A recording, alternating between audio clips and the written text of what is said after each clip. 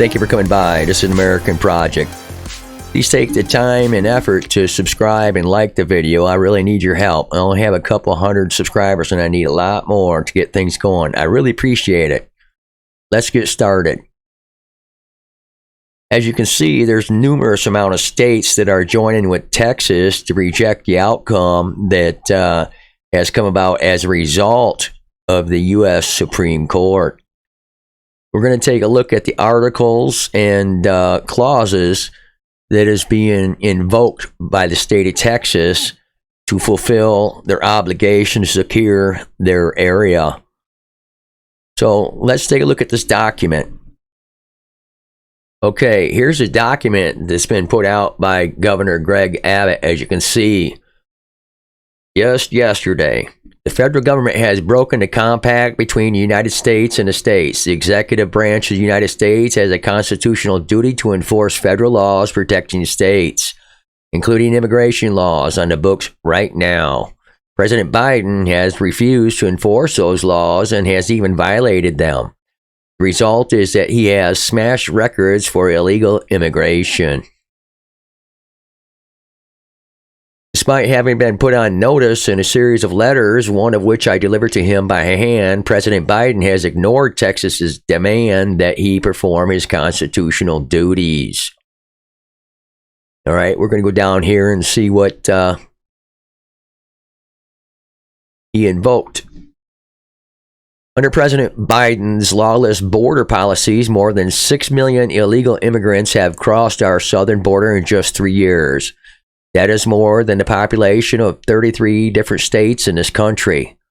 This illegal refusal to protect the states has inflicted unprecedented harm on the people all across the United States.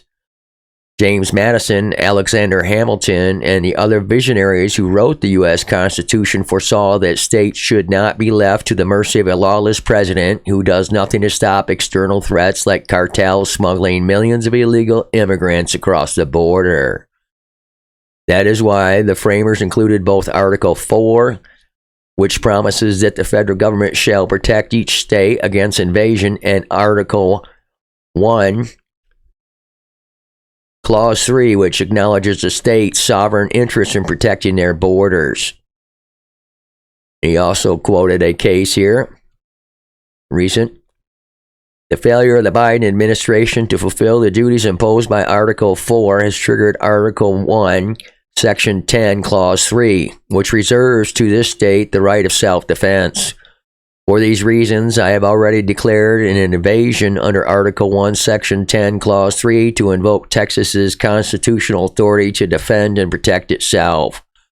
That authority is the supreme law of the land and supersedes any federal statutes to the contrary. The Texas National Guard, the Texas Department of Public Safety, and other Texas personnel are acting on that authority, as well as state law, to secure the Texas border. Greg Abbott, Governor of Texas. Okay. Now we have a film clip of some other senators that are talking about it. Let's take a look at it, see what they got to say. Hello, everybody. Thank you for joining us here today. I want to announce we're putting forward some important legislation. Some legislation that answers a question that I am very often asked about what's happening at our southern border. What's the reason, what's the rationale for this invasion that's been unleashed on our nation? We have some 8 to 10 million people that have entered America just since Joe Biden took office. Children in my state and in every state are being poisoned by fentanyl. Human trafficking is occurring. It is an absolute disaster, and the question comes, why? Well, video recently emerged. The Democrat Congressman, Yvette Clarke from Brooklyn, New York, explaining to us why.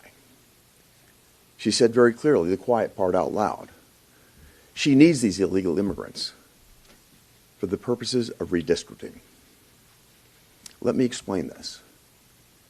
In our nation today, we count the number of people, not the number of citizens, for the purpose of allocating congressional districts and electoral votes.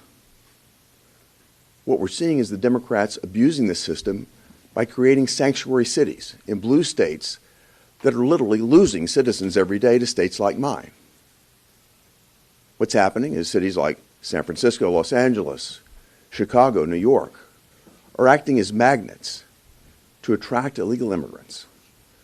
Those immigrants are then being counted in the populations of California, Illinois, New York, and other cities for the purposes of allocating congressional districts and electoral votes. As a result, the limousine liberal in California has much more power in their vote than the single mom in Tennessee. That needs to come to an end. We need to clarify this once and for all. We need to make certain that only citizens are counted for the purposes of allocating congressional districts and electoral votes. Okay, here's those documents I was talking about. This one is a graph. It's net immigration by category. As you can see, there's millions of people on the left, and it says projected, and that's over 2024.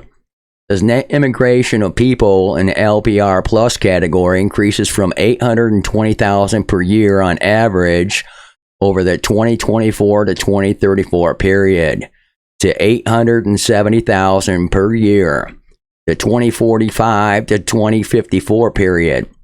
Over the entire period, net immigration of people in the INA non-immigrant category averages 90,000 per year. Net immigration in the other foreign national category averages 1.7 million per year from 2024 through 2026 and 200,000 thereafter.